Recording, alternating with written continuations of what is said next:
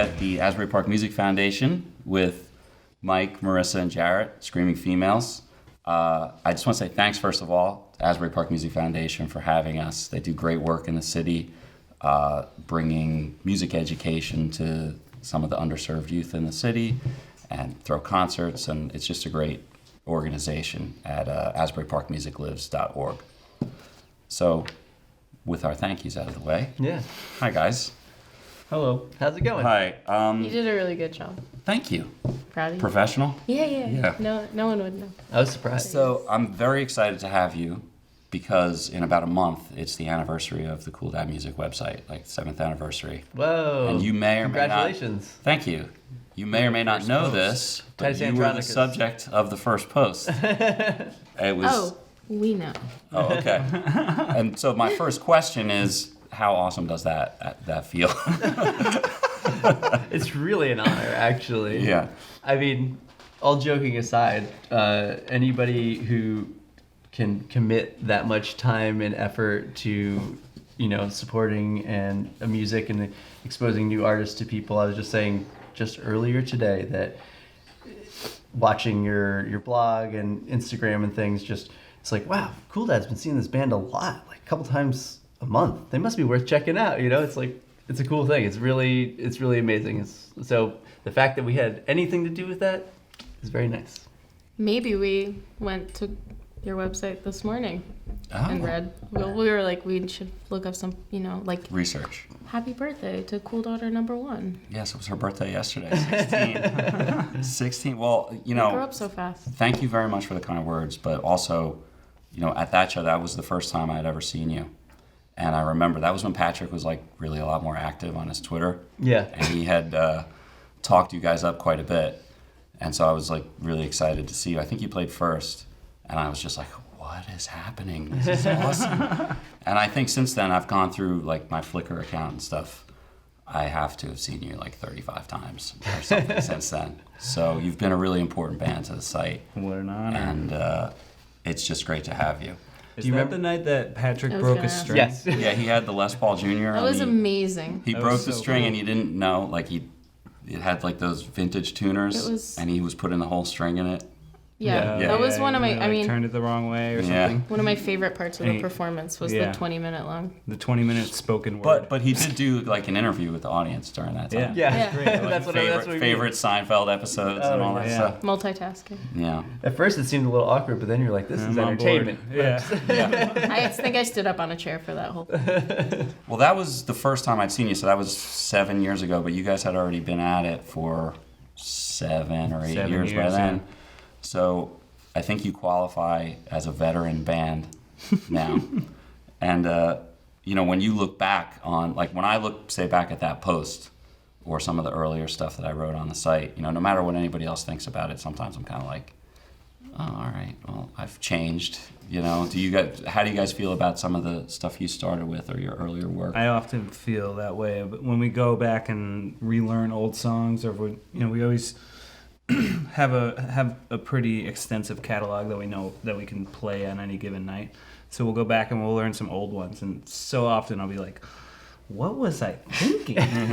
Why would I play it like I know. Now Mike's really into playing the right note. All of a sudden, he's like, Yeah. "Oh, but in this old song, I played the wrong I've note." been playing this note that's totally wrong for Well, 10 I played years. the A last night. I know, it's great.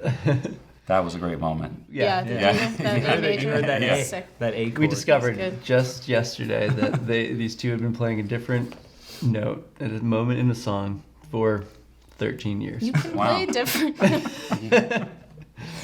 Well, but that goes into something else I was going to ask you about, is that you guys rarely have the same set list, or never. Never. Almost. Well, it probably happened once by Statistically, accident. Yeah, there have been enough that it's happened Yeah. statistically. But so you do, when you're prepping for tour or something like that, you decide, we're going to dig back into the catalog and Yeah, relearn we these have. things. We usually make a big long list. The last tour was like I think 60 or 70 songs to pull from.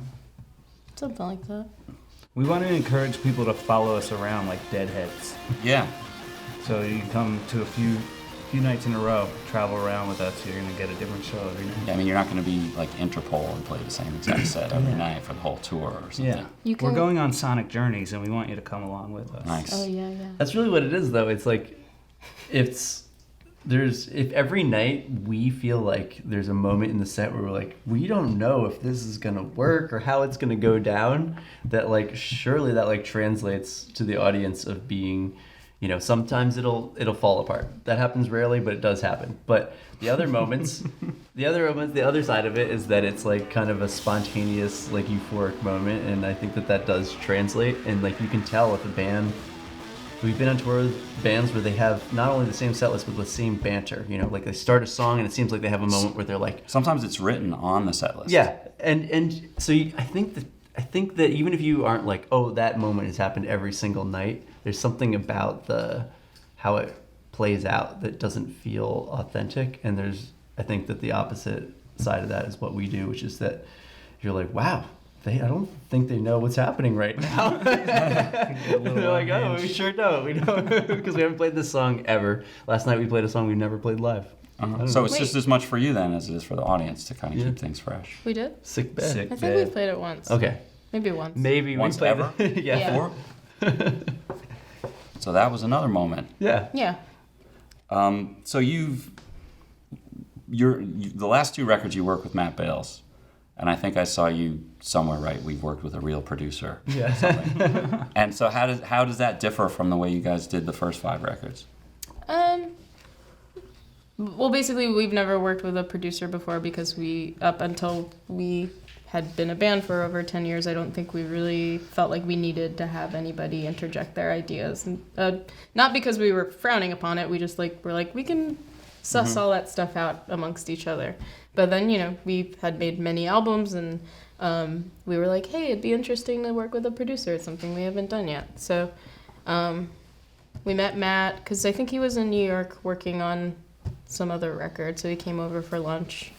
We had talked to him via email, and we were just like, you seem like a practical guy that we could bounce some ideas off of. But for the most part, especially on Rose Mountain, it was just like if we hit a wall and we were unsure of how to wrap up a composition or something, we'd be like, Matt, just tell us what to do. As kind of like a last not that Matt's a last resort, but he was kind of It's like a tiebreaker almost. Yeah, like Even a though there's tiebreaker. 3 of us, but we don't operate on some sort of 2 people say yes, 1 person says no. That's not we really try to come to consensus.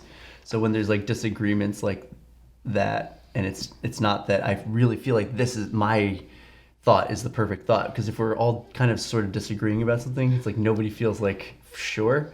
So if you go to an outside party and have that influence to be like, Matt, which one of these 3 ideas really seems like it's working? And as soon as he says one of them, you're like, fine, that's great. Very cool. Yeah. Let's go with that. I think it's less. We don't really tend to disagree that often. It's more just we don't know what to do sometimes It's good to with have the a songs. leader. So sometimes it's nice to be able to defer that question to somebody else. And Matt usually Sometimes has his an ideas answer. are terrible, though. Yeah, and Just we've be like, definitely- "No, screw Oh yeah, that." yeah. No, we've told him no several Yeah. times. It's just Not terrible. Sorry, Matt. inappropriate for the moment. But so even with that, you as a band have remained pretty steadfastly DIY in terms of, being your own management and booking your tours and all that stuff. Has that ever been difficult to kind of stick to that, or is that how you've always just wanted to operate? Sometimes it's difficult because we work with other people who might not work on that same level, and so we're dealing with their managers or their agents or their, whoever it may be, and they might operate on some different, antiquated system for royalty payments and stuff like that, and then all of a sudden we gotta delve into their world, play their game a little bit, but other than that, it's mostly, we just kind of do whatever we want. Yeah.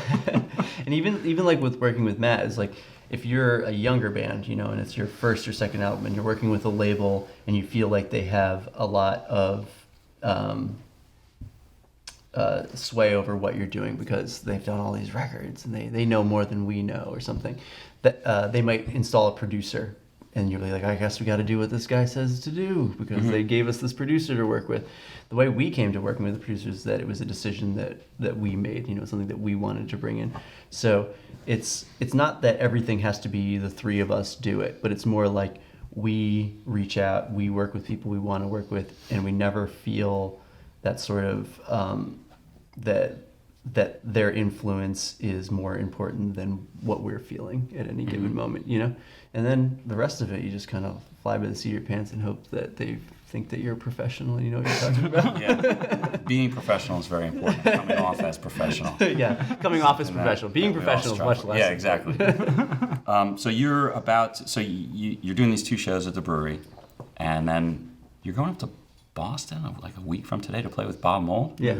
Bob Mould asked us to do some shows this year, and it just didn't quite work in with a lot of our schedule. And we we're like, hey, you guys are kicking off this tour in Boston. What if we just came up and played one show because we're such big fans and we're so honored to get asked to do shows? And they're like, yeah, come play Boston. So Great. go do it.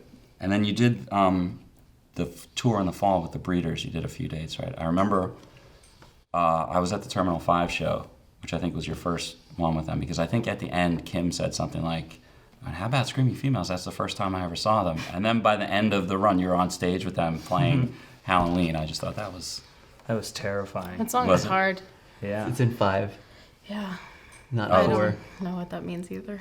I did see your count. I saw the YouTube video, and I saw her remind everybody that it was in 5. Fine. They just were like, do you want to play the Halloween song? And we were like, yeah. And we played it twice before we played it in front of people. They had full confidence in us, which was great. Yeah. And I was just like, are you sure? We didn't sound very good. Like us, not them. They Yeah. they had practiced it maybe more Yeah, than they did it twice. I here don't with know. whoever was Yeah. playing with them here. I don't know. Well, It anyway. helps that when you mess it up, they just laugh. Yeah, we got better at it Uh-huh. eventually. Yeah, it was They good. don't kick you off stage. It's all all Yeah, good. there was no shepherd's hook. I wish there was. I was Yeah, like, somebody yeah. drag me off this. Yeah. And so you got the One More Night at the Brewery, which is a pretty non-traditional venue. What are your favorite types of venues to play? I mean, you've done... I mean, the brewery sounds good. That was a big factor when deciding to do the shows there. We went to see Spouter and Daddy's there. And Shell Oh, right, And yeah. Shell Shag, and it sounded so good. We were like, all right, yeah, let's do it at the brewery. So This place is cool.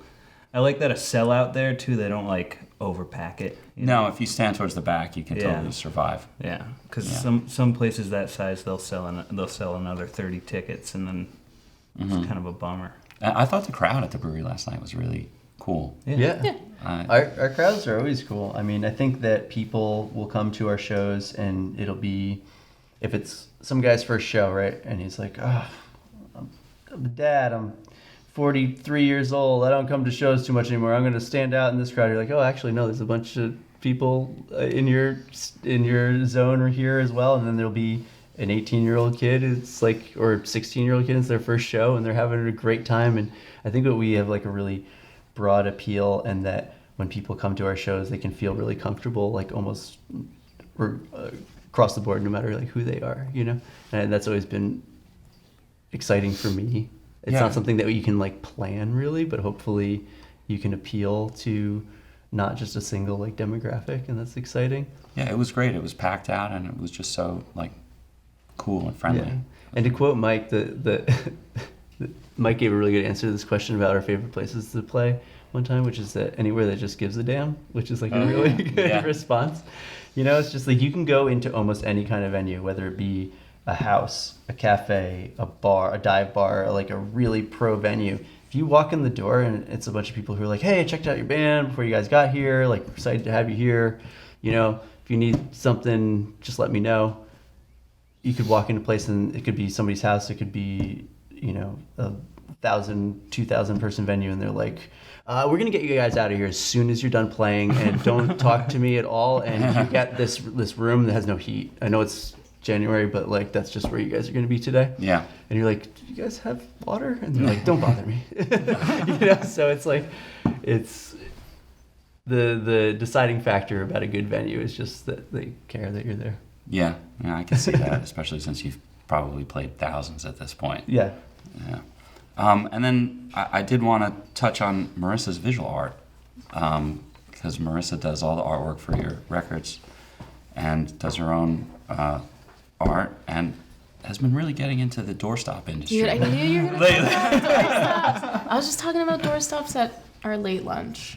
Oh, wow. Okay. Yeah, I got this Mickey Mouse doorstop when we In were playing at the Pittsburgh. Roboto Project in Pittsburgh, and it's been my favorite object for the past like 10 years of my life or something like that.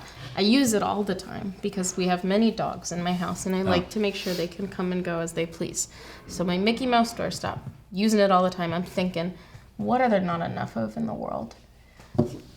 Like nice ornamental, unique doorstops. Yeah. Genius, $1 million idea. Yeah. Do you do commission doorstops? I have a lot of requests right now. I'm Okay. backed up the wazoo.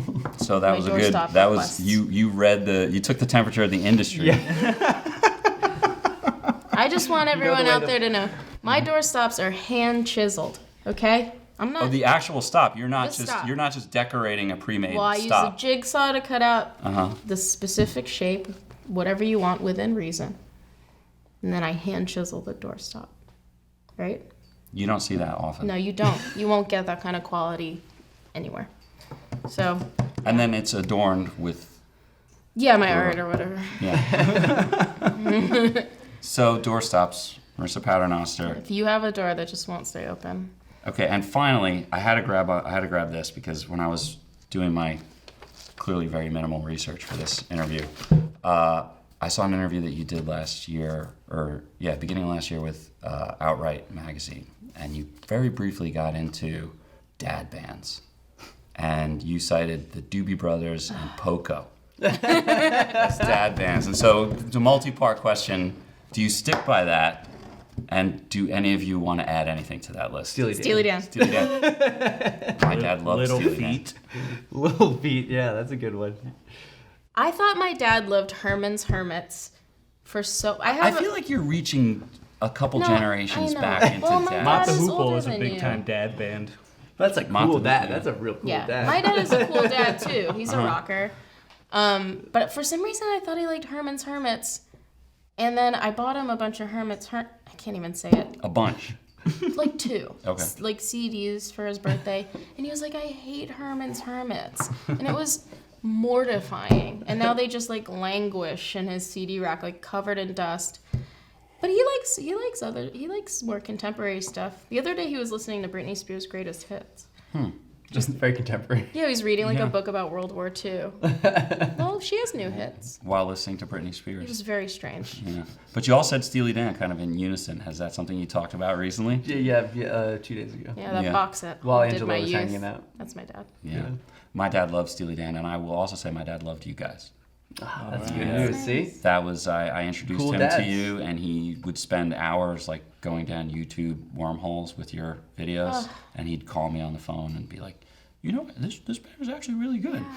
So, I feel like that's the universal like dad assessment of our band. It's Actually pretty it's good. actually it's pretty actually good. yeah. You know, I didn't think I would like that. I mean, all dads are different. That's Yeah. all I have to say. Yeah. But I appreciate you guys taking the time to talk to this me. is great. Thanks for having us. The show was really fun last night. I'm assuming it's going to be totally different, obviously. As Are you we coming discussed. tonight? I am. Do you want to meet my dad? Sure. Cool. That would be cool. Two cool dads. Yeah. I'll do that, and have a great time at the show again. Thank Hope you. you guys have Thanks. fun. Safe travels on tour in Europe. Put it in. Thank you very much, Screaming Females. Thank you. Aw, shit. Ooh. Knuck bumps. And we out.